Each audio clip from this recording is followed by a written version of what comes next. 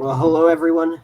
I'm with Chris. So we're going to be responding to a video by Sabine Hossenfelder about long-termism. The critics of long-termism are at it again, misrepresenting long-termism, ignoring the actual arguments provided by long-termism, acting as if the way that people arrive at long-termism is by seeing that Bostrom graphs have big numbers and then just concluding that that's how we should do ethics, while ignoring the entire field of population ethics and all the arguments that have been provided therein. All right, so I will begin streaming the video.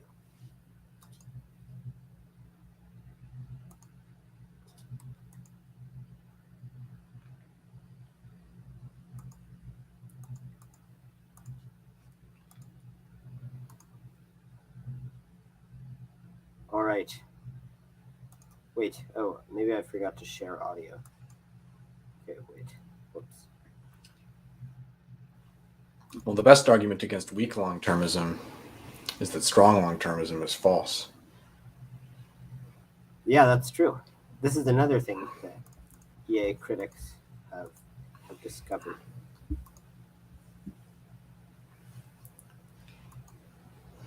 All right. Have you ever put away a bag of chips because they say it isn't healthy? That might. Yes. Grace of you. We have to answer all the questions that are provided in the video. Yes, I have done that. Okay, glad we're in agreement. Makes sense.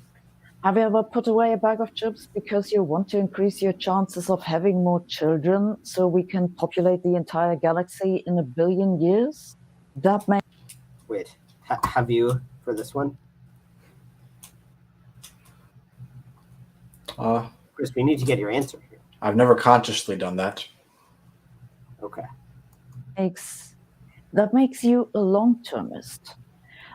Oh, I guess neither of us are long-termists then, given that neither of us have put down bags of chips because we thought it would improve the far future.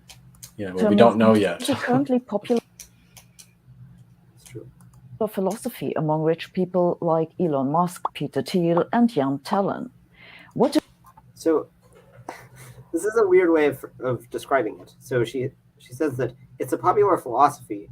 So generally, if you're going to say a popular philosophy, you'll describe a group, and then you'll describe a large percentage of the group who agrees with this. So you'll say, like, DeSantis is popular with suburban women. But if you're just describing all the people, like various people who say that they agree with a position, that's not describing it as being popular. But what she did sort of sneakily, and maybe this wasn't intentional, was she said, it's popular among rich people like, and then she named the three. I mean, I don't think that long-termism is broadly popular for rich people. It seems like a lot of rich people, don't want to spend most of their money on improving the value of the long-term future and would rather spend it on yachts.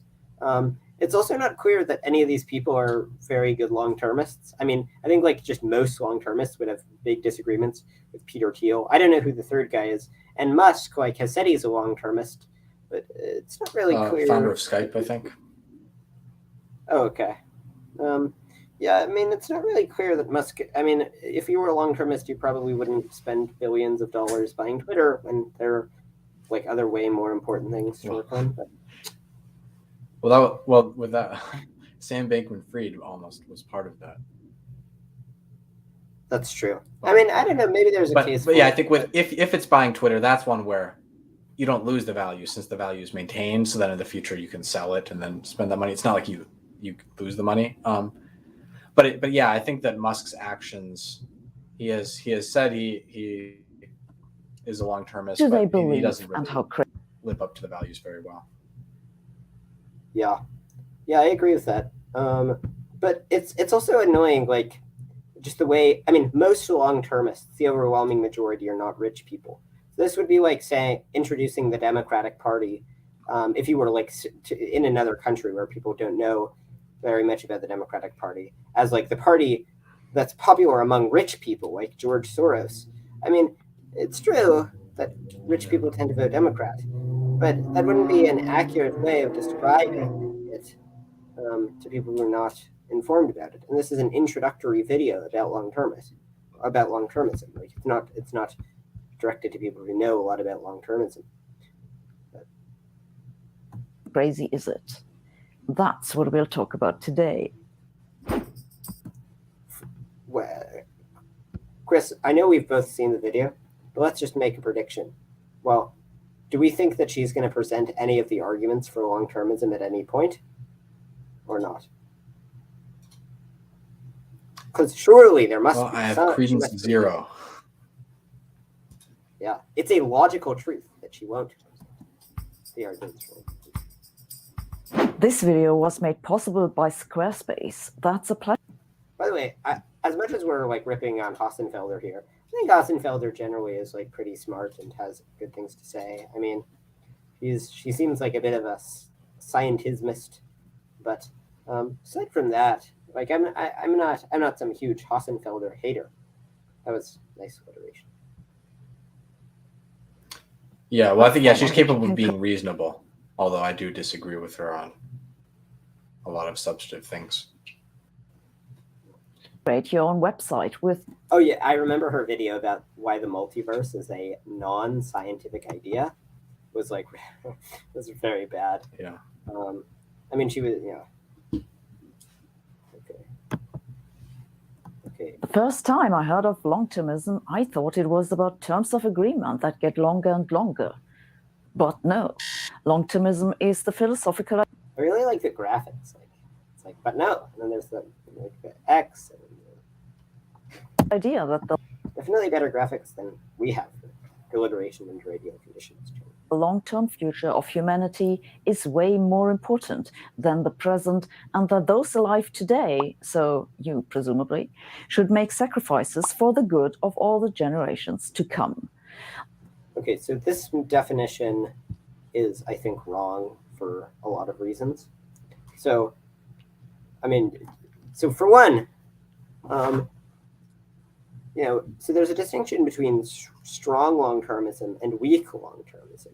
And so weak long-termism is just the idea that it's important that we safeguard the future, we should be doing more. And then strong long-termism is the idea that basically the present matters way, way less than the far future. And so it seems like, given that they have identical practical implications, maybe not quite identical, but pretty identical, it's best for the definition of long-termism to include weak long-termism, not just strong long-termism. But I forget exactly what the phrasing that she used was. More important than the present, and that those alive today. Yeah, a long-termist doesn't have to think that the future is more important than the present, just that it's very important and we should do more to safeguard it. And which I think, no, I mean, I do accept that the future is way more important than the present, just like the years after 1612 mattered more than the year 1612 itself. But actually, I mean, that the future is more important than the present, because the future includes like future moments. Right? Yeah, that's perfectly trivial. Yeah. Actually, wait. So I guess in a roundabout way, her definition is right, because it includes first a just very trivial claim that everyone accepts, and second, the correct part of the definition, which is that we should do more to safeguard the future. So she said that we should make sacrifices to safeguard the future. But I think what a lot of long-termists, myself included, would say is that the things that are advocated by the long-termists are going to improve the value of the present. So it turns out that, if we go by Ord's estimates, there's roughly a 1 in 6 chance of extinction. Let's say we think that it's only, much lower than that. Let's say we think it's 1%. Well, that's still equivalent to, killing roughly 79 million people in the next century, because 1% chance of killing 7.9 billion.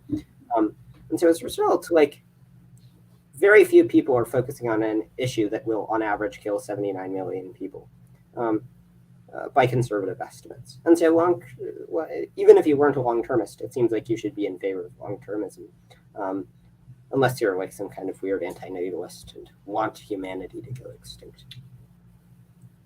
Or you mean even if you aren't a long-termist, you should be in favor of reducing existential risks? Yes, which is most of what the long-termists are doing. Yeah.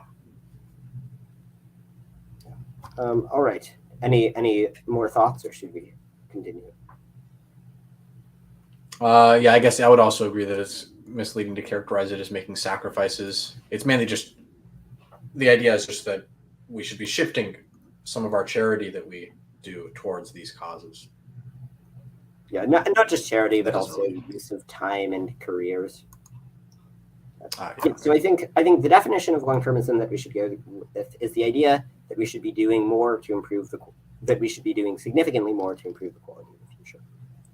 And that seems pretty obvious. So you presumably should make sacrifices for the good of all the generations to come. Long-termism has its root in the effective altruism movement, whose followers try to be smart about donating money so that it has the biggest impact. For example, by telling everyone how smart they are about donating money. Long-termists. Okay, so I mean that sarcastic jab. I mean, so I'm not sure if the jab is supposed to be about like advertising EA to try to get more people to join. That's the jab. Well, I mean, we just have data that indicates that community building efforts are effective. They get more money donated, more people using their careers to make the world a better place. But if the jab is just that like EA's brag about how much good they're doing, I don't know that that's true. I don't know. But I mean, I find just, and this is something that a lot of the critics of long-termism do. They'll just make these like snide, off-the-cuff remarks that are not like, they don't rise to the level of like a substantive argument given against long-termism, but they're just sort of like snippy attacks. And so like, you know, I mean, in this case, you know, it is clearly a joke, right? But it was a joke, you know, that no doubt she thought had a grain of truth in it. And so it's frustrating because like, you know, it's not clear, you know, if it counts as a full objection. And then you'll read an article that has like 12 of these snide jabs. And it's like, well, you know, it seems like the article has just, you know, been taken down long-termism. But really, I mean, the article just has presented no arguments against long-termism. And I think that's something that we'll see in this video, that there's going to be a lot of talk about long-termism, a lot of jabs about long-termism, but no real arguments that are successful against long-termism. And the arguments for long-termism will be wholly ignored.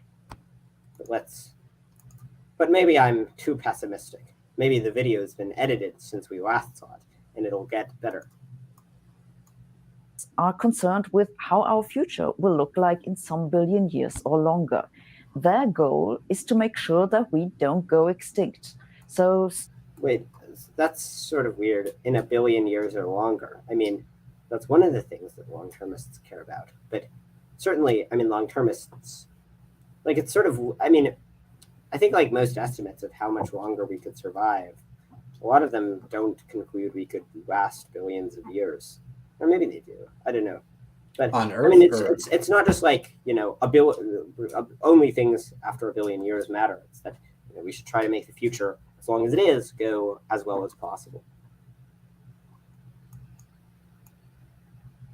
Stop being selfish, put away that junk food and make babies. Here's a visual illustration.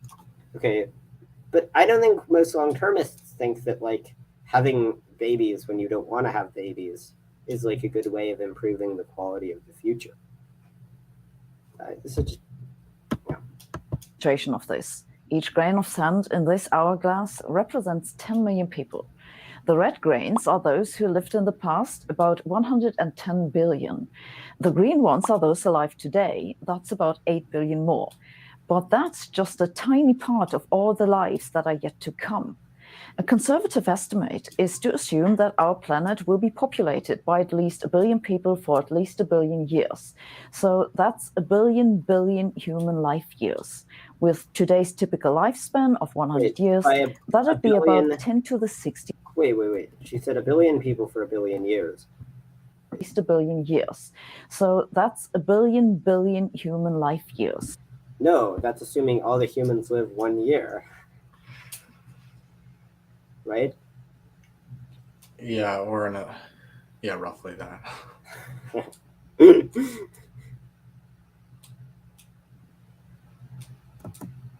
With today's typical lifespan of 1. No, if it says that the population is going to be constant at 1 billion, and the population will be constant at 1 billion for 1 billion years, then that would be 1 billion human life years. Since Well, each year you'd be adding another billion years of life. And if you do that a billion times, then you have a billion. Okay. Wait. Oh yeah. Okay. Yeah, that's true. Yeah, if the population remains constant. Okay. Turns out I can't. 100. I shouldn't have challenged the She's physicist. the mathematician, the physicist. Given that I'm very bad at math. She's obviously quite good at math. Years, that'd be about 10 to the 16 human lives.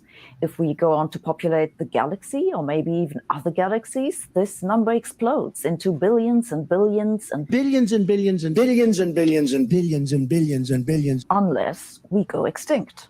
Therefore, the first and foremost priority of long-termists is to minimize existential risks. I mean, one thing that's worth noting is that that's very controversial within long-termism. So, I mean, not that like most of them agree that we should, reduce existential risks, but the question of whether or not that's the most important thing, or whether it's more important to like reduce risks of really horrible futures, dystopian futures, or to reduce, S risks, so risks of extreme suffering.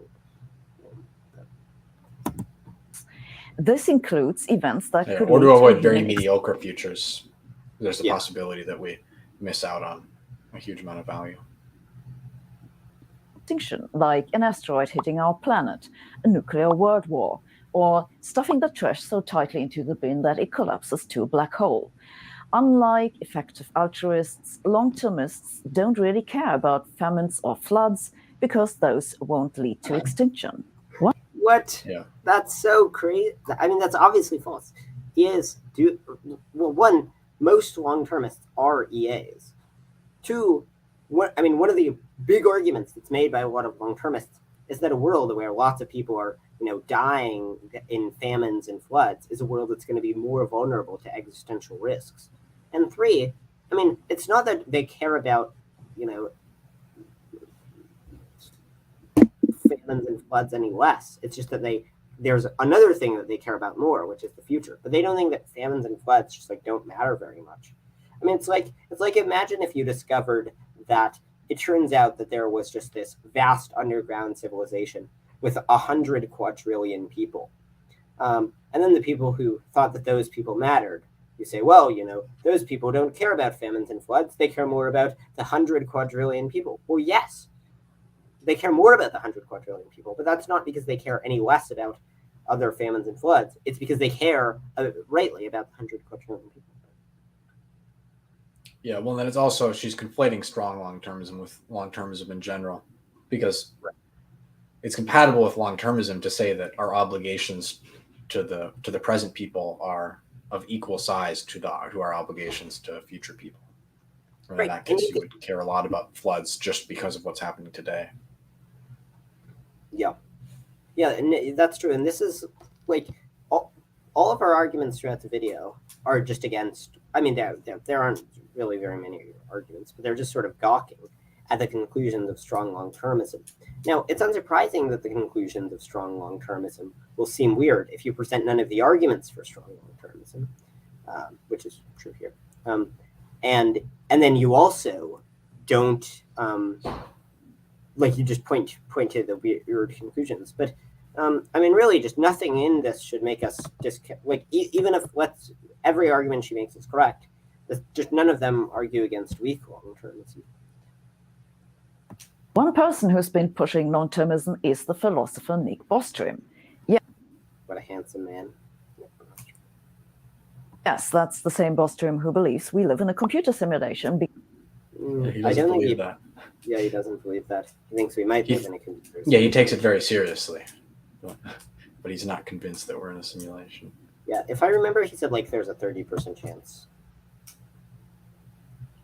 That's if you assign the probabilities uniformly based on the possibilities he outlined. Yeah, which is what he. I mean, it's worth noting. Just the point that I was making earlier. I mean, really, just snide remark this guy believes a weird thing, when he doesn't believe the weird thing, and the thing isn't weird if you adequately take into account. I mean, Bostrom has interesting reasons for believing we're in a simulation, but just presenting it, just to gawk at, is, I think, kind of the response. Because his maths told him so. The first time I heard him give a talk was in 2008, and he was discussing the existential risk that the programmer might pull the plug on that simulation we supposedly live in. Well, he doesn't say we suppose that he says that there's a probability. But this fear was sort of an early Nick Bostrom thing, but it hasn't been really pursued seriously by many EAs. I don't know any long-termists who are like working on this. I mean, I don't even know how he would work on that. But pretty much Bostrom's the only one who's worrying about this.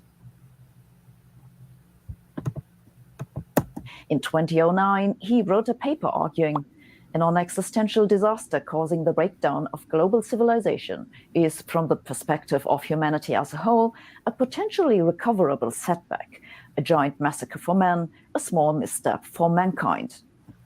Yeah, okay, so this sounds a little weird. Like, it sounds unintuitive to say, like, oh, lots of people dying. It's bad at the time, but from the standpoint of humanity, it's not. Well, I mean, so here's one thing that I think puts this in context. There's a decent case to be made. I don't know exactly how compelling. I haven't looked into it in that much detail. That the Black Plague is what led to the end of feudalism. And so if it did, let's imagine that if it hadn't been for the Black Plague, which killed like a third of Europe, killed huge numbers of people, that we'd all, millions more kids would be dying every day. We'd be in this, feudal hellscape. In that case, it just seems very obvious that the correct way to describe the Black Plague is a giant massacre for man, a small misstep for mankind. Well, not even a misstep if it led to the end of feudalism. And so, if we think that that's true, I mean, if we care about the future, which I think we ought to, and we'll talk about some of the reasons to care about the future, which Hossenfelder never talks about. Then the things that happen at any given moment will be comparatively small. But once again, this is only what strong long-termists believe, so this is not an argument against weak long-termists. Nor does she, argue against this. Yeah. I mean, I guess just saying long-termism has unintuitive results is an argument. But, I mean, we would have to consider whether there are good reasons to think long-termism is correct, which is not. Yeah, I don't think it's necessarily baking in the claim that because it's a small misstep for mankind, it's not horrible. It's just saying that if you evaluate a tragedy as a proportion of all of the tragedies that take place, then it would be true that if we are going to be living, for billions of years, throughout solar systems, that, half of the population dying today would actually be a small proportion of the amount of happiness and suffering that will ever exist. Right. I mean,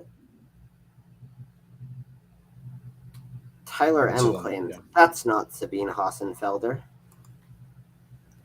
This is Sabine Hossenfelder. Yeah, it is. Sabine Hossenfelder. It's funny though. Yeah, and I mean, just imagine what in the year 1 million they'll be reporting on in the history books. They certainly won't be reporting on things. I mean, just imagine after 1 million years of prosperity, whether at that time it would be rational to think like, yeah, this was one of the biggest events. No, I mean, the events matter a lot, but I mean, if we just compare them to the entire value of the future, all the good things, all the bad things that will happen in throughout potentially billions of years, that'll just dwarf it in importance. Yeah, breakdown of global civilization is exactly what I would call a small misstep.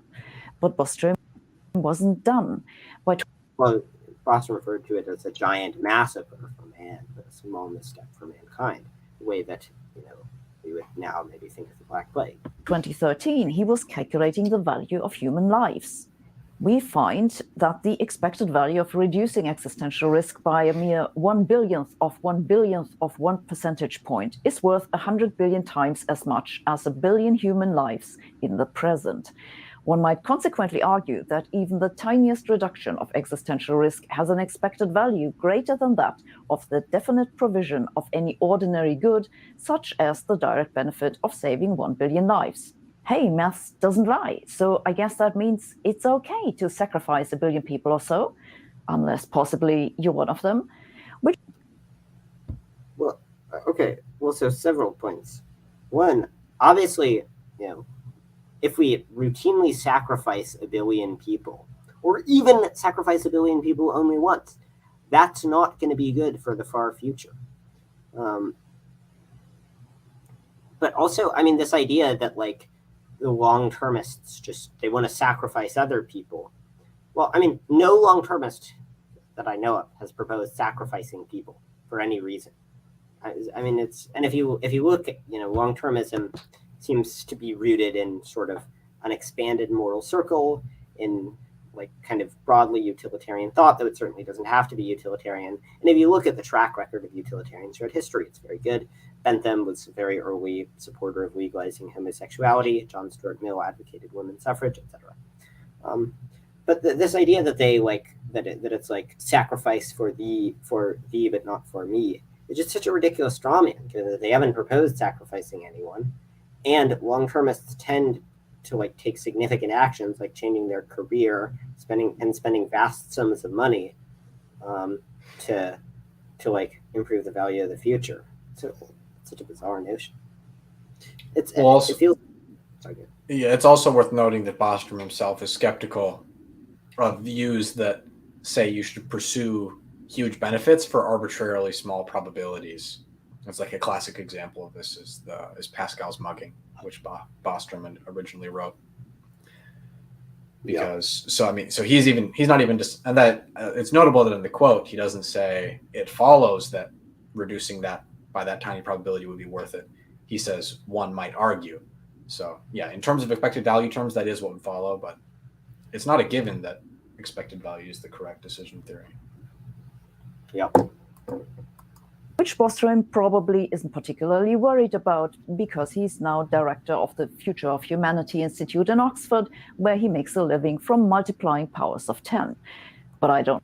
This is just so incoherent. It's like, the long-termists are fine with sacrificing 1 billion people. No, none of them are fine with that. But unless they're one of them, but then Bostrom won't be one. I mean, it's something that they've never proposed, and then it's acting like they proposed it.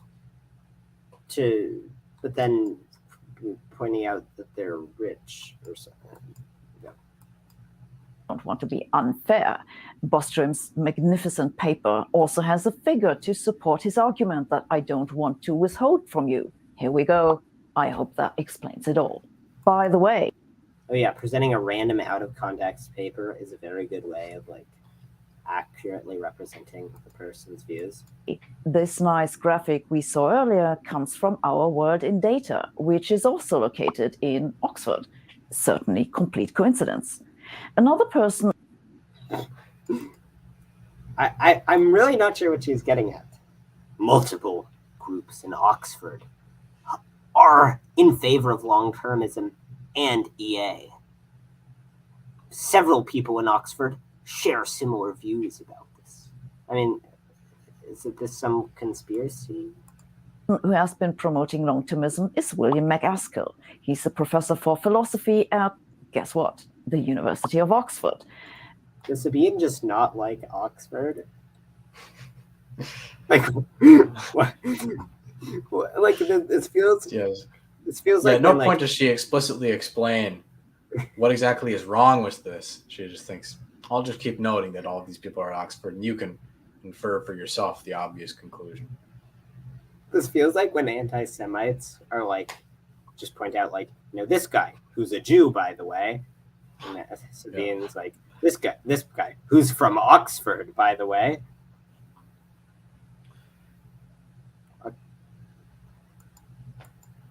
MacAskill recently published a book titled What We Owe the Future. I didn't read the book because if that's very clear. The future thinks I owe it, I'll wait until it sends an invoice. But I did read a paper that MacAskill wrote in 2019 with colleague Hilary Greaves titled No, so this is very funny. Yeah. Yes. Because what we owe the future is effectively the case for weak long-termism. And so instead of reading the case for weak long-termism, she read the case for strong long-termism, which is only setting herself up to then argue against a straw man. Yeah, well, what we have in the future, I think, is the case for long-termism. It's not necessarily just the case for, it's like it presents arguments that I think, if successful, should move us to strong long-termism. No, but I mean, weak long-termism is not incompatible with strong long-termism. Right. Yeah, that's, well, but I think, well, it would be, you can be, well, it would be that it's that strong long-termism is a combination of the claims of weak long-termism and some extra claims. And so if you argue for weak long-termism, you haven't at all disproved strong long-termism. And you helped to build the case for strong long-termism by proving part of strong long-termism. Yeah, though, I mean, I think McCaskill's book does prove, like, if every claim in his book is true, then I think that strong long-termism would be true.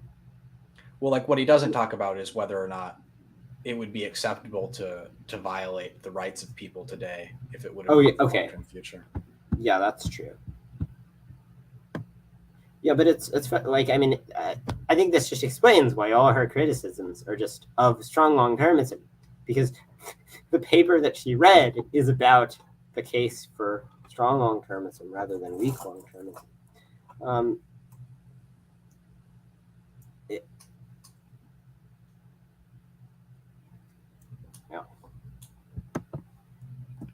The case for strong long-termism. Hilary Greaves is a philosopher and director of the Global Priorities Institute, which is located in, surprise, Oxford. In their paper... I'm still just baffled. Anything wrong with this? Does anyone in the chat have any ideas about why she points out that people are from Oxford? What's the relevance? The Oxfordians run the money supply. They control everything. They discuss a case of long-termism in which decision makers choose the option whose effects on the very long-run future are best while ignoring the short term. In their own words, the idea is then that for the purposes of evaluating actions, we can in the first instance often simply ignore all the effects contained in the first 100 or even 1,000 years, focusing primarily on the further future effects. Doesn't focusing have one S? It's maybe a British thing. Focusing. I'm Googling this.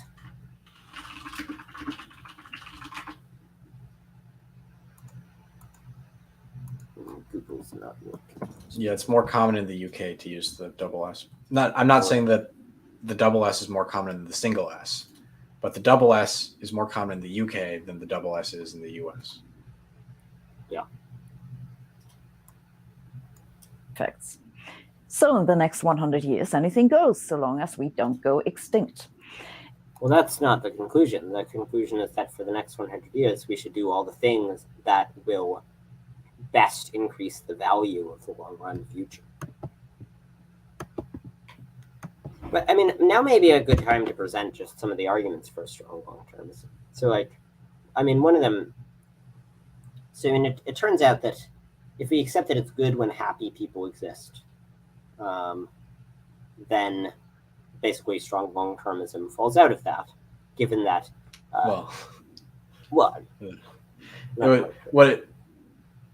To get weak long-termism, you have to say that, or just to get standard long-termism, you have to say that the impartial goodness of making some improvement to the world grows without bound, and that it is good to create happy people, and then that one follows from some other arguments. But then strong long-termism would follow from the view that our obligations to take a certain action will grow without bound in favor of the action that promotes impartial goodness, if the improvement to impartial goodness is large enough. So that would maybe follow from the idea that while it is very important to respect people's rights, if you think that given the consequences being big enough, it's acceptable to then violate someone's rights, then you would get something stronger. Right. Yeah, but that'll just follow as long as you're not an absolutist about rights. Yeah. So if we accept non-absolutism. Yeah. Right. So if we accept non-absolutism about rights, and then we also accept that it's good to make happy people, then also that we can positively shape the future. Though if we can't positively shape the future, then I mean, right now this is primarily a discussion of the philosophy, not the practical side. Well, so I mean, in terms of like why extreme deontology is false, I mean, there are lots of problems with it. I mean, it just seems very obvious that you should like do a bad thing to save the world, pretty much no matter what the bad thing is. I mean, well, not no matter what it is, but you should like kill a person or steal to save the world. You also have various paradoxes involving risk of weak deontology.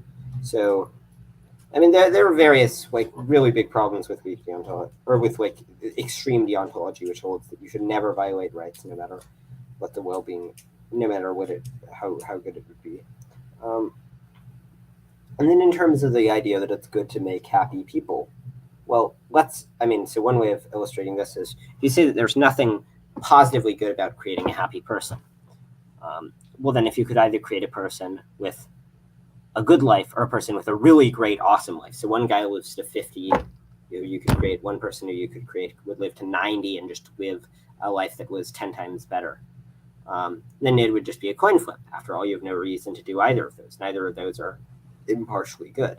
And yet it seems like if you were deciding whether or not to have a child who would live an awesome life or merely a mediocre life, an awesome life would be better. It would be wrong to genetically engineer your child. Like if you could do like genetic engineering prior to even conceiving the child, that would decrease the child's well-being dramatically. That would be wrong. It shows that it's good to create happy people. Yeah, well, then another thing is that most people want to agree, at the very least, with the claim that it's wrong to create unhappy people. Right. And then it would be very weird to think that you couldn't offset the harms to unhappy people. So you could imagine, okay, well, what if I could create people who have a lot of unhappy experiences, but they also have happy experiences that outweigh their unhappy experiences, and potentially in ways that don't align tightly with the individuals. It would seem like that would be an improvement. But if you don't want to give some obligation to produce happiness in future people, then that would be hard to account for. Yeah, I mean, another worry is if you say that we have no proactive obligation to make the future go better, then you get this weird result that we shouldn't care about climate change, for example, for the sake of the future. Because any climate change mitigation policy that we make will cause changes to people's lives, which will change when people have sex, which will change the identity of future people. So there won't be any future people who are actually worse off as a result of climate change if we don't do anything, because if we had done anything, they wouldn't have existed. And yet it still seems like we should do stuff about climate change, which shows that good lives are good. One more argument that gets us more to the sort of strong conclusion is, so we start with the conclusion that it would be good to create a person who would have a slightly good life, which, that's intuitive and that was defended before. And then increasing their well-being by n units at the cost of increasing their suffering by less than n units would be good. That's really plausible. After all, they're better off, no one's worse off. And then a third plausible principle is that causing some n units causing r units of suffering to future people is just as bad as causing r units of suffering to current people. So if a child steps on a glass bottle and cuts their foot, that wouldn't be any less bad if it happens in the future, or any worse. And so if we accept that, then that means that future well-being can offset future suffering, and future suffering is just as bad as current suffering, which would mean that future well-being can more than offset any less great amount of current suffering. I explained that sort of quickly and loosely. For those who are interested, you can check out my article called Longtermism is Correct, Part 1, at benthams.substack.com, which you should check out that article. But yeah, well, we're 40 minutes in, a And we've only responded to 6 minutes of it, and we skipped some of it, so let's keep going. Interestingly enough, the above passage was later removed from that paper and can no longer be found in the 2021 version. Passages change in philosophy papers, and you know who did it? An Oxfordian. In fact, both of the people were from Oxford. I mean, yes, that was like, that passage was kind of blunt. It sounded bad. Like, it makes sense to cut it from the paper. It's also... Well, I think it was also misleading a little bit, like even for what they were trying to convey, because it made it seem as if you don't need to be thinking about the near future when you make decisions that affect the long-term future, because often the effects in the near-term future have big impacts in the long-term future. Yeah, exactly. In case you think this is an exclusively Oxford endeavor, the Americans have a similar... Wow. Who imagine if someone was misleading us to make us think that long-termism was an exclusively Oxford endeavor. That would be very unfortunate. A think tank in Cambridge, Massachusetts, called the Future of Life Institute. It's supported, among others, by billionaires Peter Thiel, Elon Musk, and Jan Tallon, who have expressed their sympathy for long-termist thinking.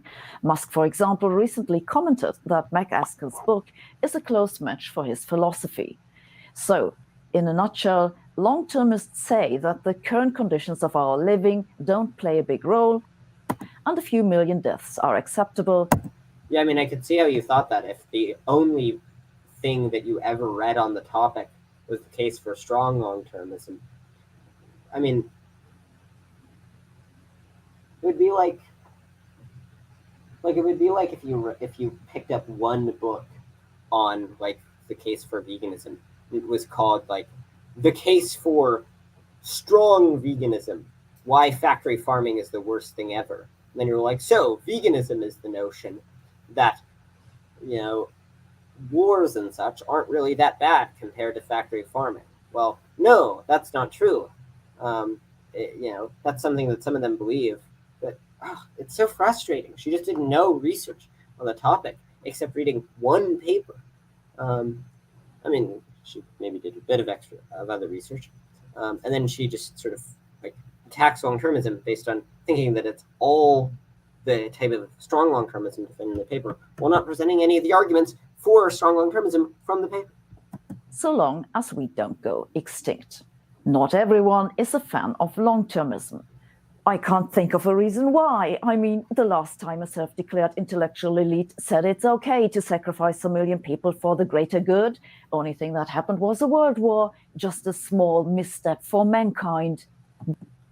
Yeah, so this is a little misleading, because, so she's kind of conflating two things. One is the philosophical view that the consequences can always outweigh some wrong if there are significant enough good consequences.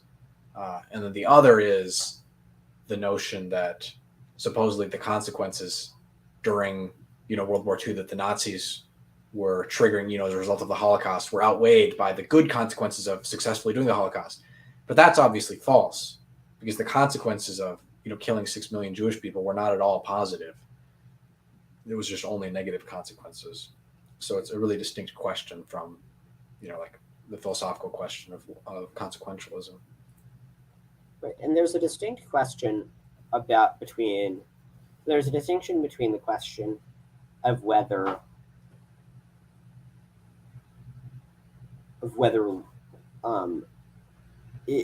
it's good. Like if you knew with total certainty, it would be good to drastically harm the present to drastically improve the future. That's a different question from the question of whether it would be good if political leaders thought that. And the answer to the second question is obviously not. Like it would be a very bad thing if political leaders could just disregard human rights, kill vast numbers of people, and then just mutter out some excuse about the far future. Yeah. That's true as well. But also, I mean, this phrase, the last time some elite, I forget the words after that, but the words "the last time" are instructive, given that no, that wasn't the last time that anyone proposed that that there are hypothetical cases in which we should sacrifice 1 billion people. there are vast numbers of cases in which people propose that in hypotheticals. But in terms of whether people propose that in the actual world, no long-termist proposes that in the actual world, unlike the Nazi eugenicists. So as a result of that, either the claim is either false or it's false. So it's false. That's true. Yeah, that's true. But some people have criticized long-termists. For example, the Australian philosopher Peter Singer. He's one of the founders of the effective altruism movement, and he isn't pleased that his followers are flocking over to long-termism. In a 2015 book titled The Most Good You Can Do. Oh, wait, okay, this was misleading.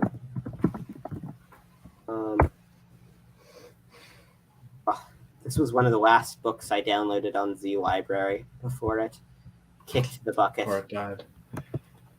This is so sad. I'm gonna have to start using LibGen now. And you're announcing it to everyone. Yeah. He writes, to refer to donating to help the global poor or reduce animal suffering as a feel-good project on which resources are frittered away is harsh language. It no doubt reflects Bostrom's frustration that existential risk reduction is not receiving the attention it should have on the basis of its expected utility. Using such language is nevertheless likely to be counterproductive. We need to encourage more people to be effective altruists, and causes like helping the global poor are more likely to draw people toward thinking and acting as effective altruists than the cause of reducing existential risk. Basically, Yeah, I agree with that. Nowhere in there does he criticize long-termism. He just talks about the various stylistic choices Bostrom made and the various effects of advertising effective altruism in a certain way. Singer wants Bostrom and his likes to shut up because he's afraid people will just use long-termism as an excuse to stop donating to Africa without benefit to existential risk reduction. That wasn't in the quote. And that might well be true, but it's not a particularly... No, he's not saying that people will become long-termists instead of doing EA things. He's saying that we want people to do both long-termism stuff and EA stuff. We didn't specify whether he wants to do long-termism. But if that's what EA is entirely painted as, then it won't be successful in drawing people in because long-termism sounds really weird.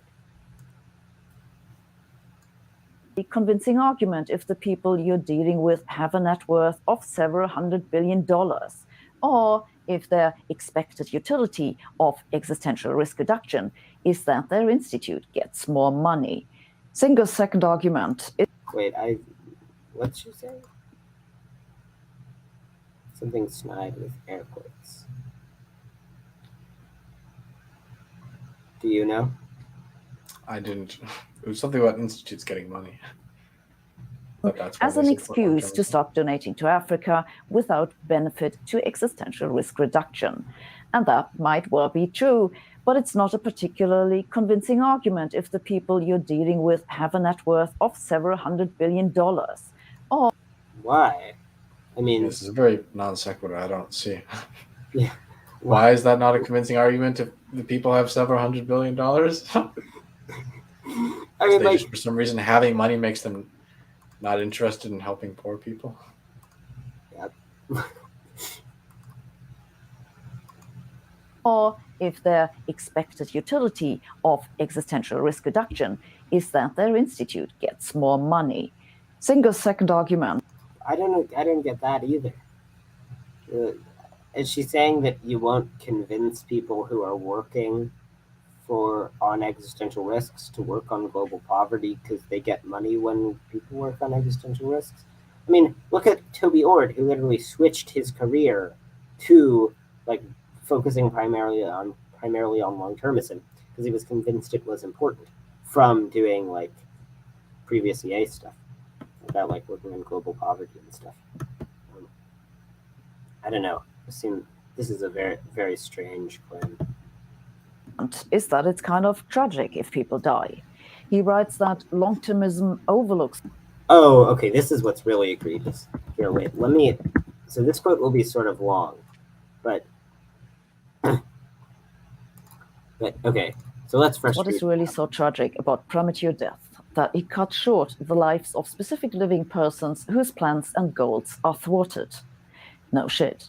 But then he goes on to make an important point.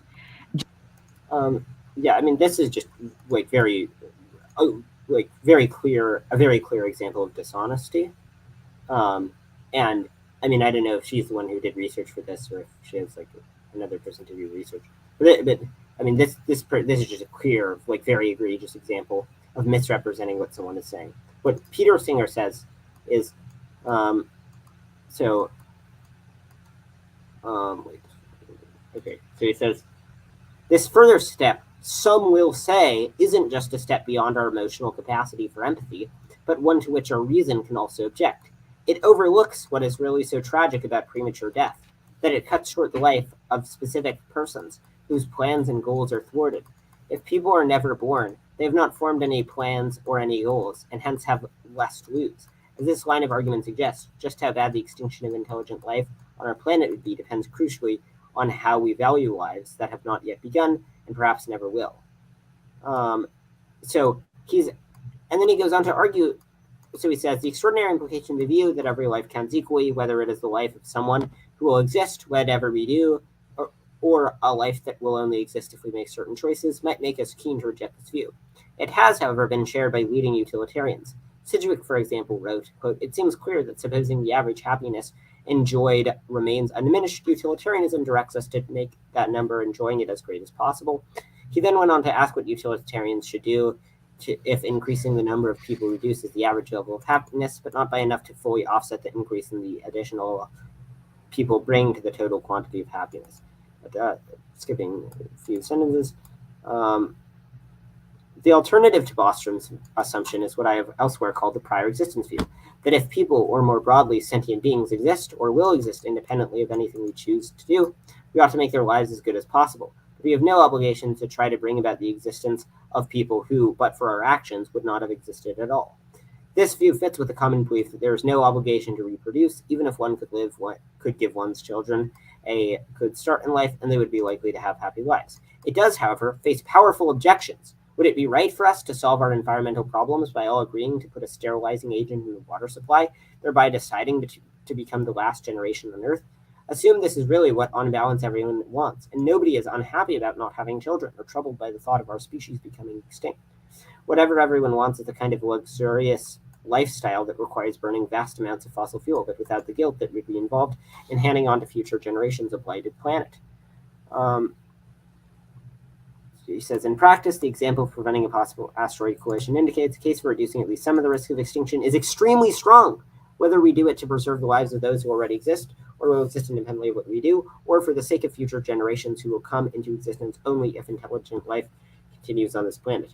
What is at stake in the perplexing philosophical debate about the value of merely possible future generations is the extent of the efforts we should take to reduce the risk of extinction. On the expected utility calculation that follow from even more conservative Bostrom assumptions, it seems reducing existential risk should take priority over doing other good things. Resources are scarce.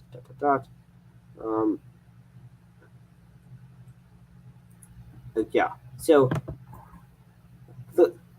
the quote that she says, I mean, let's just roll it back. Yeah, she introduced this as Singer's second argument On against money. long-termism. Singer's long-termism argument is that it's kind of that their institute gets more money.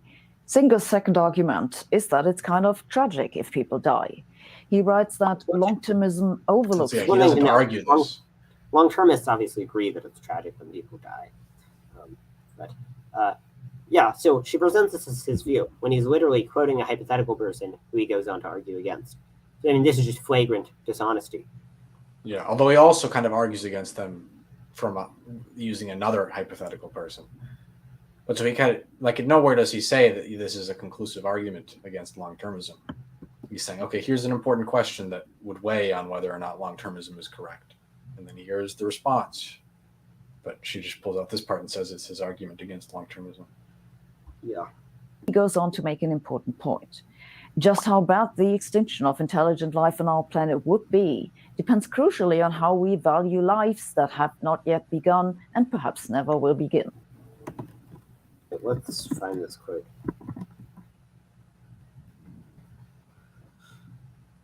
Oh yeah, that was part of what I read. Yeah, well, in this quote, you can tell he's not taking a stance. He is just saying the case for long-termism depends on whether or not you can have obligations for hypothetical people. Yeah, but then in the next paragraph, he argues that he argues that, I mean, he hasn't taking a super conclusive view, but when he presents the hypothetical about if the way to best increase the quality of the present was to make everyone infertile, like release a nerve agent that made everyone infertile but solved our environmental problems, it seems wrong to say that that's what we should do. Yes, indeed. The entire argument for long-termism depends crucially on how much value you put on future lives.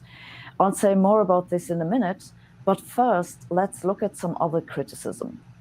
The cognitive scientist Steven Pinker, after reading MacAskill's What We Owe the Future, shared a similar reaction on Twitter in which he complained about certainty about matters on which we're ignorant, since I have the same reservation in others. Since the future is a garden of exponentially farthing paths, stipulating correct answers to unsolvable philosophical conundrums, where their sentience emerges through computation alone. Scientist moral philosophy treats happiness as additive and fungible across different hypothetical people. Blithe confidence in tech advances played out an imagination that may never happen, uploading connectomes, emigrating to other planets, our ignorance what'll happen even 5 years out. It's unclear what long-termism adds, dealing with the most severe harms. Subtracts our brain power and research from them in favor of exotic thought experiments about runaway AI and trillions of consciousness and interplanetary cloud computers. It could be a big net. Okay, yeah, so this seems like she is correctly representing Pinker's view. I mean, one thing is, I think Pinker is just wrong about, I mean, well, let's just address this. So, yeah, a lot of those are kind of things that don't go against long-termism. Like, you know, the consideration that maybe computers aren't conscious. I mean, if that's up in the air, then it's actually an important long-termist cause to determine before we ever upload all of ourselves to computers. We need to make sure that we aren't going to be, you know, creating a reality where there's no consciousness and no value anymore. And so that just means it's maybe even more important that we're being very careful about what we do going into the long-term future, because we can be doing something very horrible.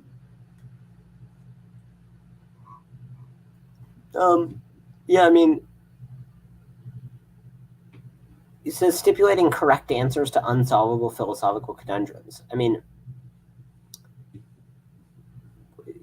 long-termism doesn't have to think that happiness is fungible across existing and hypothetical people.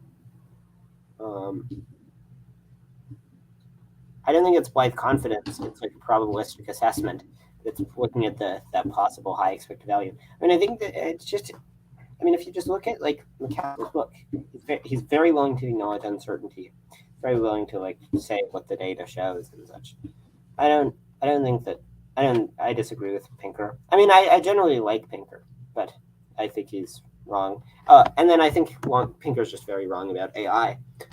If you watch his debate with Stuart Russell about AI, Pinker got kind of clobbered. It was just obvious that, I mean, Russell is like an expert in this. He's a leading AI researcher, but it was just obvious that saying that Pinker was out of his depth. The future is a garden of exponentially forking paths, stipulating correct answers to unsolvable philosophical conundrums, and blithe confidence in tech advances played out in the imagination that may never happen. The media also doesn't take kindly to long-termism. Some like all of these are written by Emil. Well, and also, he had a previous thing. He was saying it's unclear to what extent long-termism adds to the existing popular existential risks like nuclear, pandemic, climate change. But I don't think that's true at all, because looking at those issues from an effective altruism lens can be helpful for, you know, identifying ways to more effectively reduce those risks. I think there are lots of good examples in the case of pandemic risk, for example. Yeah. Oh, also the Kelsey Piper one, that's not against long-termism. And that's pro-long-termism. Pro-long-termism and pro-effective altruism. and is arguing that it doesn't devalue the future. Wait, oh, I'm so curious. Oh, okay, wait, let's see. Wait, okay. The dangerous ideas of long-termism and existential risk. Wait, I'm just guessing based on the title that that's a Torres article. Yeah, well, I've read that one. Oh, it is a Torres article? If I remember correctly, it is. Although it might have been. Yes, it is Robinson. Torres. Oh, yeah. This is a Torres article. Okay, so there's that. Wait, Elon Musk is convinced he's the future? I don't even know if that's about long-termism. Let's see. You can control that for long-termism or effective altruism.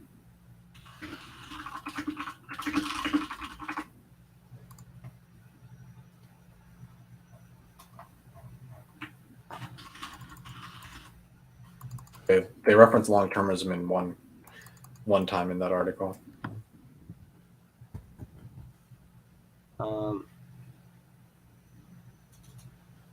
Wait, and then when they say long-termism, this is not talking about long-termism in the philosophical sense. It's talking about, it says, in crafting his future visions, Musk draws on the libertarian tendencies of Robert Heinlein and a technocratic long-termism inspired by Isaac Asimov's Foundation series. Well, I think that is actually maybe in reference to the actual long-termism. They're just referencing the Foundation series because that in that series there's this whole issue where like they realize that the empire is going to collapse, but they can orchestrate things so that the empire will eventually recover much faster or something. But so they have some big long-term plan to make the long-term future go better. I should write a blog post responding to why long-termism isn't ethically sound. Seems like a funny article. I mean, why long-termism isn't ethically But yeah, sound. the article about Elon Musk seems to be mainly just about him. Yeah, so that's obviously his takes on long-termism and so on.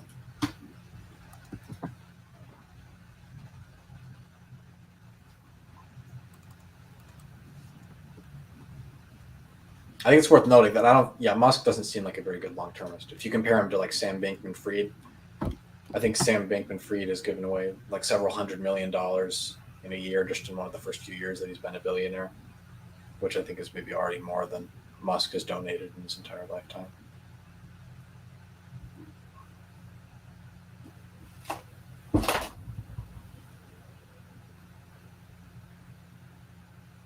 Okay, yeah, this article is very bad. The relevant paragraphs in the article about why long-termism isn't ethically sound is, as much as the effective altruist community prides itself on evidence, reason, and morality, there's more than a whiff of selective rigor here. The turn to long-termism appears to be a projection of the hubris common to those in tech and finance, based on unwarranted confidence in its adherents' ability to predict the future and shape it to their liking. Well, I mean, there are extensive arguments about why we can improve the future in McCaskill's book. It suggests that playing games with probability, what is the expected value calculus of taming a speculative robot overlord? They have to just throw in words like speculative and such. It's more important than helping those in the here and now. Top-down solutions to trump collective systems that respond to real people's preferences. Well, it doesn't have to say that. It just says it's important to improve the future and we should be doing more of it.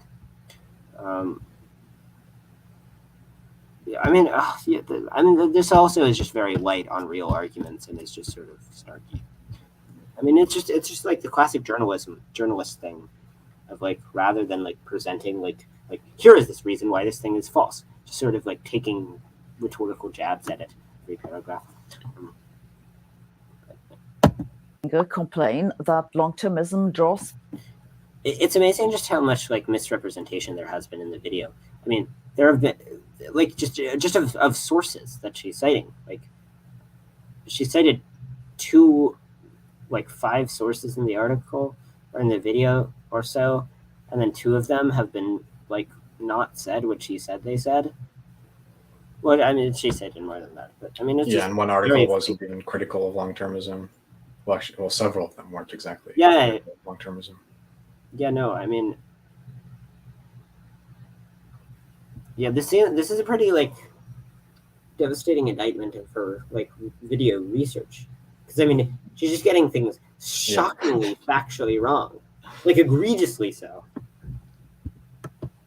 Follow us away from the effective And guess where she goes? Oxford. She doesn't. altruism movement. Others argue that the technocratic vision of long-termists is also Yeah. the media also termism drawing lead to long-termism. Some, like Singer, complain that long-termism draws followers away from the effective altruism Oh wait, the reluctant prophet of effective altruism. That's a very pro-EA article. movement. Others argue that the It's more just like a technocratic profile vision of McCaskill, I think.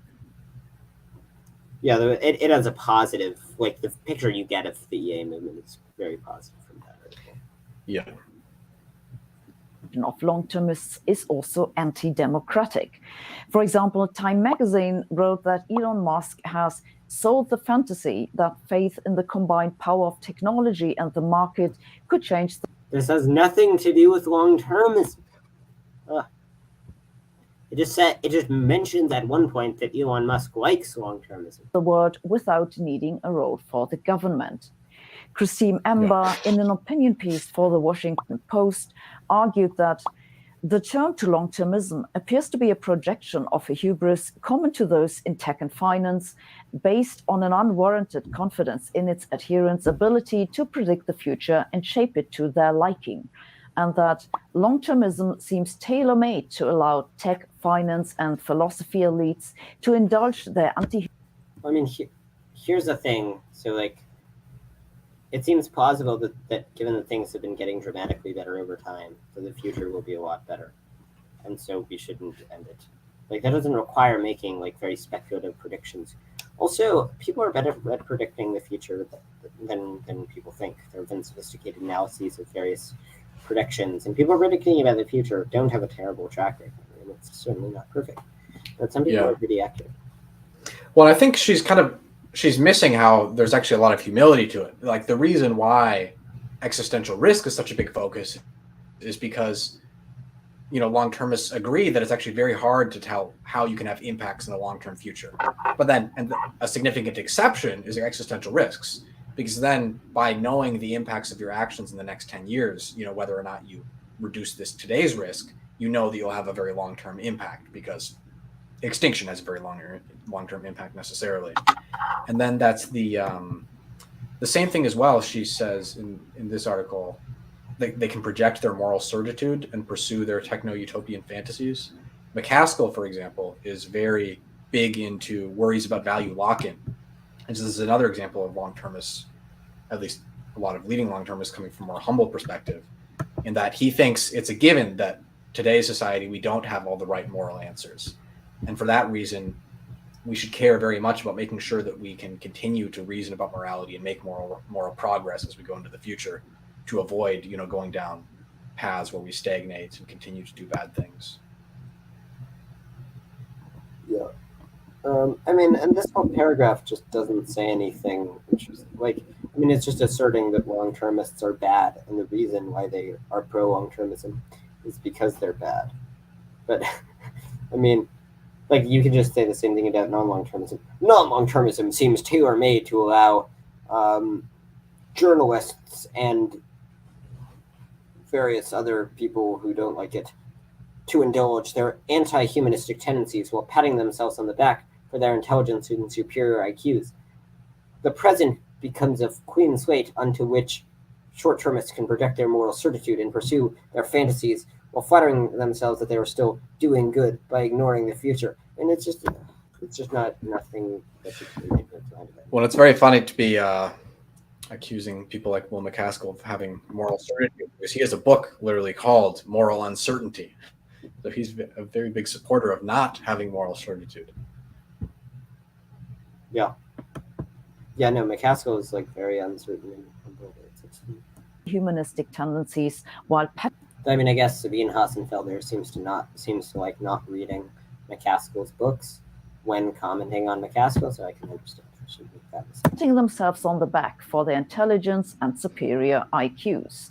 The future becomes a clean slate onto which long-termists can project their moral certitude and pursue their techno-utopian fantasies while flattering themselves that they are still doing good. Okay, so now that we have seen what either side says, what are we to make of this? The logic... We've seen what either side says. On the one side, we show that they have big numbers in their papers, and then we show like out of context quotes where they present their conclusions that sound weird, and we have presented none of their arguments. On the other side, we've presented various quotes from people, many of which were dishonest misrepresentations, talking about how the other side is bad. So now that we've done this rigorous deep dive on the subject, what do we conclude? of long-termists hinges on the question of what the value of a life in the future is compared to ours, while factoring in the uncertainty of this estimate. There are two elements which go into this evaluation. One is an uncertainty estimate for the future projection. The second is a moral value. It's how much future lives matter to you compared to ours. This moral value is not something you can calculate. That's why long-termism is a philosophical stance, not a scientific one. Long-termists try to sweep this under the rug. I was distracted. This moral value is not something you can calculate. That's why long-termism is a philosophical stance, not a scientific one. Long-termists try to sweep this under the... I mean, it seems if we accept a normative view, it's calculable in theory. Like if we had adequate technology, we could probably figure out what, like, how much pleasure would be had by future people if we combined this. Well, she's considering maybe like the question of, is it good to make happy future people? Yeah. No, I mean, okay, I agree with her that long term is. But it's funny. But yeah, that's not really an indictment on a view. You know, that'd be saying like advocates of abolition try to hide the fact that their argument for abolition relies on some crazy philosophical assumption that, you know, the slaves matter just as much morally as the free people.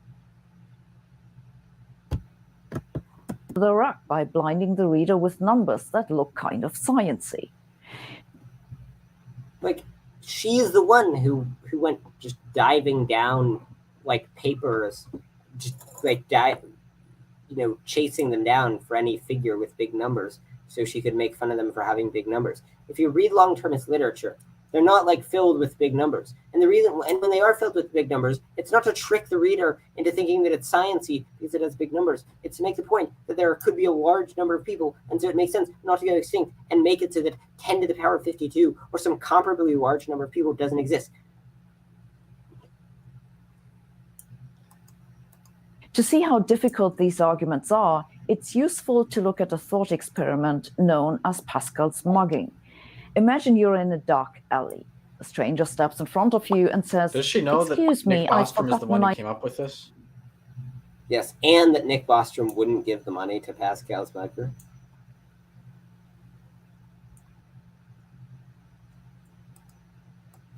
Knife, but I'm a mugger, so please give me your wallet. Do you give him your money? Probably not. But then he offers to pay back double the money in your wallet next month. Do you give him your money? Hell no, he's almost certainly lying. But what if he offers 100 times more or 1,000,000 times? Going by economic logic, eventually the risk of losing your money because he might be lying becomes worth it because you can't be sure he's lying. Say you consider the chances. Well, money has declining marginal utility. So, I mean, you shouldn't do it even if you can imagine being years of life, years of bliss. Yes. Wait, but she presents as money. Of him being honest, 1 in 10,000. If you offer to return you 100,000 times the amount of money in your wallet, the expected return would be larger than the expected loss. But most people wouldn't use that logic. They wouldn't give the guy their money. No. Right, because money has declining marginal utility. And also, a good decision theory should resist Pascal's mugging. But, I mean, Pascal's mugging does not mean we should ignore that it doesn't mean you should play Russian roulette with the fate of the world. We should ignore a 1 in 6 chance at the end of it. No matter what he promises. the risks of actual existential risks are, like, they're higher than the risk that a given person will die in a car accident in a year. So they clearly aren't these, absurdly tiny Pascal's mugging probabilities. If you disagree, I have a friend who is a prince in Nigeria. If you send him $100, he'll send back $1 billion. Just leave your email in the comments and we'll get in touch. The point of this thought experiment is that there's a second logical way to react to the mugger. Rather than to calculate the expected wins and losses, you note that if you agree to his terms on any value, then anyone can use the same strategy to take literally everything from you. Because so long as your risk assessment is finite, there's always some promise. But I mean, the long-termists don't present an infinite risk assessment. Or like an infinite impact. That'll make the deal worth the risk. But in this case, you'd lose all your money and property and quite possibly also your life just because someone made a promise that's high enough. This doesn't make any sense, so it's reasonable. This is showing why it wouldn't be good for utility. Why it wouldn't be good. I agree that's part of the account of why we shouldn't give the money to Pascal to mugger. But refuse giving money to the mugger. I'm sure you're glad to hear then that. her solution, What's the she doesn't really address probably the core thing, which would be to imagine that you aren't engaging with someone who's trying to trick you. You kind of, you discover evidence that leads you to think there's, an arbitrarily high amount of value for some finite probability. And then and what do you make of that? And then people still, in lots of cases, want to say you shouldn't pursue those opportunities when it's so unlikely. relation to long-termism? In both cases, the problem is how to assign a probability to unlikely future events. For Pascal's mugger, that's the unlikely event that the mugger will actually do what he promised. For long-termism, the unlikely events are the existential threats. In both cases, not that unlikely. I mean, 1 in 6 odds. Maybe if we're conservative, we'll say 1% odds, but not that low. this is our intuitive reaction is to That's for the entirely next century, disregard right? Yeah. them. Because if we didn't, the logical conclusion seems to be that we'd have to spend as much as we can on these unlikely events about which we know the least. And this. But that's not the conclusion of long-termism. I mean, the conclusion of strong long-termism wouldn't be that we should spend every dollar on reducing existential threats. I mean, one thing is that would just crash the economy, plausibly increase existential threats. I think that a world run by strong long-termists would be better in the short term. Yeah.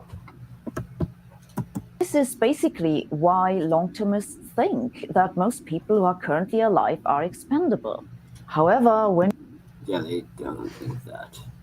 You're arguing about the value of human lives, you're inevitably making a moral argument that can't be derived from logic alone. There's nothing. Well, the claim that it can't be derived from logic alone.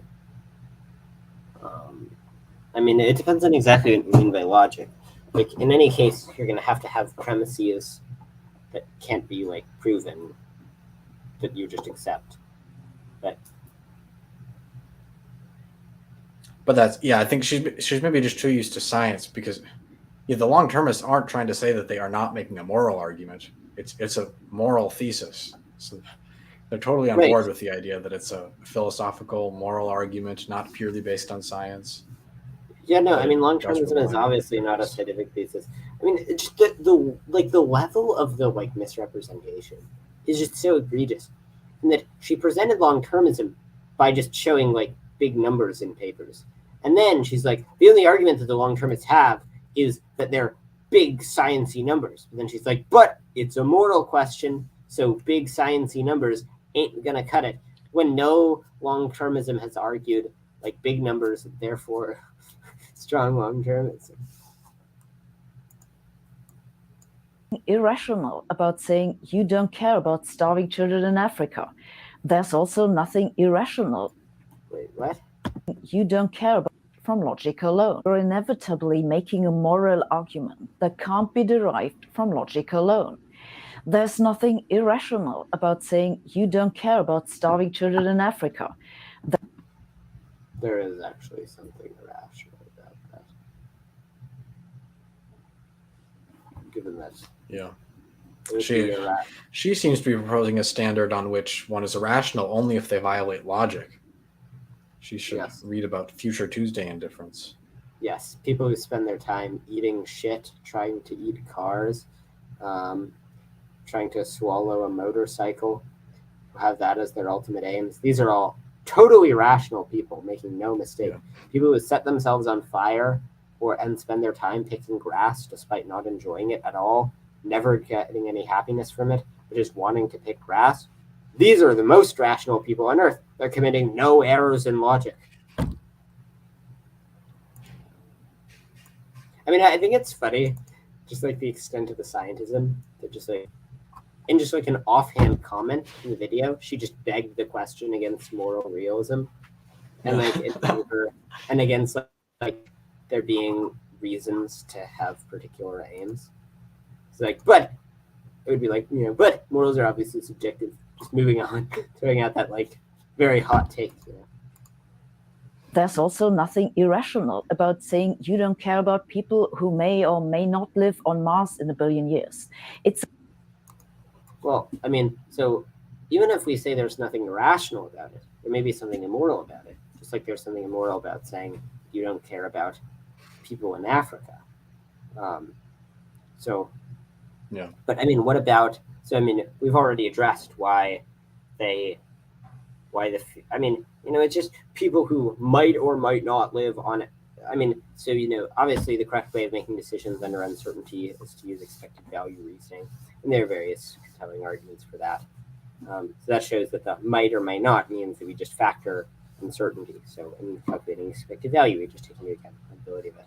Obviously, like the fact that someone will live on Mars isn't morally relevant, and the fact that they're in the future, maybe that's morally relevant to some degree.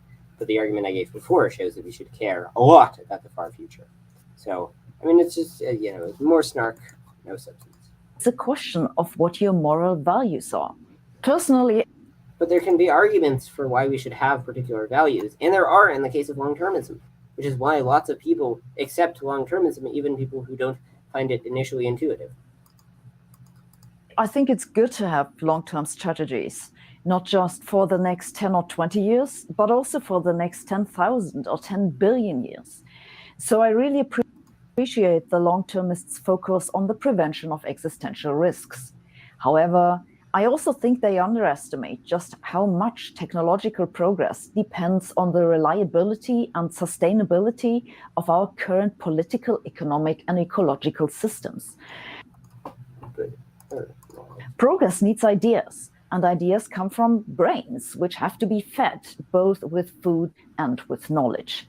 So, you know what? I would say grab a bag of chips and watch a few more videos. If you like. Well, but like long-termists would agree. She presents long-termism just misrepresented as if it's this philosophy that we should just sacrifice like 1 billion people for the greater good. And it's like, but then those 1 billion people wouldn't have ideas. Well, of course, that's one of the many reasons why long-termists would be against sacrificing 1 billion people. At the end, she just sounds like a weak long-termist, basically. But she doesn't know what a weak long-termist is. Yeah. And then assumes all long-termists. No, I did think the ending was the best part. She was less snarky and wrong. Science without the gobbledygook, we have a newsletter that you can subscribe to on my website, sabinehossenfelder.com/newsletter. You can support us. All right. Yeah, well, Chris, have you abandoned your long-termism? After finding out that to be a long-termist, you actually have to think, you actually have to be a strong long-termist and accept Pascal's no-being. Yes, I would not pursue arbitrarily large benefits for tiny probabilities. And for that reason, I will do nothing to improve the long-term future. Well, that does make sense. It's rational. Yeah. All right. Well, this was fun. Thanks for watching, everyone. See you in. In the next one. Is there a better way? Chris, what do you think? Is there a better phrase? Well, What do you think what the have you closing phrase should be? See you next time. See you later, alligator. In a while, crocodile.